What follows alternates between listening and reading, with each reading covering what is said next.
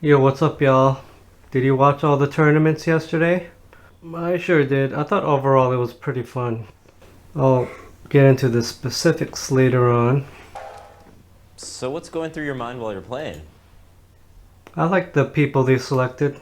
The two females, two males. You gotta market your game to as wide an audience as possible. So they're not gonna pick the top speedrunners of Mario or anything like that.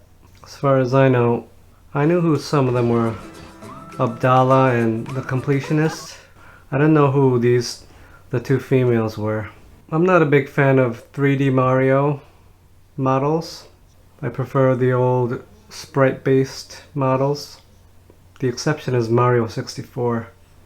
I still think Mario 64 looks good because Mario doesn't have a mouth. He looks better without a mouth. I thought the car portion was good, but looking at everything else, it's kind of a struggle to watch. We said it's co-op mode, Mario, Luigi, a little Super Mario World action here. Yes. Nine. I know a lot of the competitors when we were talking.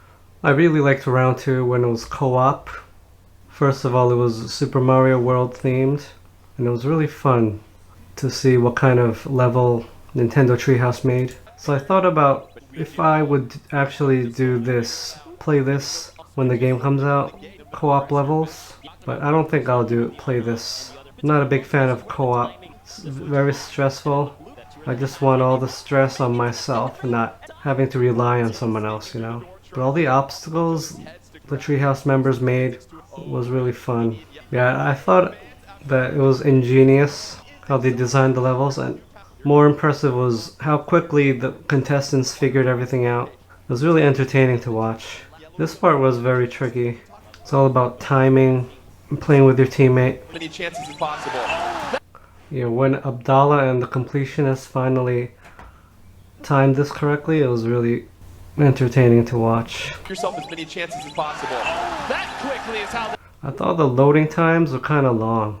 Look at how long it takes from when Mario opens the door to when it loads again. It's gone. Let's go through the door and see what happens after that. Abdallah and the Completionist. One room ahead on this board. Do you see how long that takes? And it's the same room too. It's not like it's loading new assets. So that's a thing that was kind of disappointing. Yeah, I thought this was pretty fun. Throwing your teammate across to the goal line. Close out this course and advance to the finals. And So I thought this was the highlight of Super Mario Maker 2. This final stage I thought was not as interesting because you just had to hit Bowser 12 times to icicles. It was a grind. So I don't think it was as fun as when you have two people trying to cooperate to get everything timed together. I thought Splatoon 2 was fun as well. High level Splatoon play on every mode except for Salmon Run. So this was a controversial segment of Splatoon 2. Kyo was shooting over here oblivious to this guy, and then he's using an umbrella, so you can't really blame him for missing. But what happens next was kind of distasteful. the traffic is really easy for teams to respawn and apply some pressure. But right now, How did that happen? unbelievable. See, I really didn't like this squid bagging here. You know, after this happens, I was rooting for Europe. This just has no place in an international competition like this. It's just a bad look for the community. I mean, you really don't see this in like the fighting game community. I mean, you have one guy who teabags in Street Fighter, but most people don't do that. So I just wish the Nintendo competitive communities were more mature than this. The finals, GG Boys and FT Win. It's very interesting. FT Win won the first two games, and then GG Boys won 4 in a row.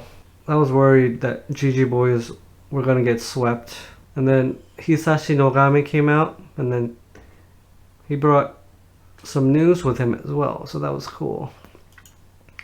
There's gonna be one last Splatfest after the one next week, Chaos versus Order. Everyone's gonna pick Order because it's Marina. a new Shifty Station stage, but the Shifty Stations from all previous Splatfest will also make an appearance. So that was cool. You're going to be able to play all the Shifty Station stages during the last Splatfest. I like that because during the other Splatfest you had to play the same Shifty Station for the whole day. The other two maps rotated, but the Shifty Station didn't. But this is cool. They have new gear, probably on the news channel of your Nintendo Switch. I didn't think these were thought these were a little too weird. Like this, can't even see your own face.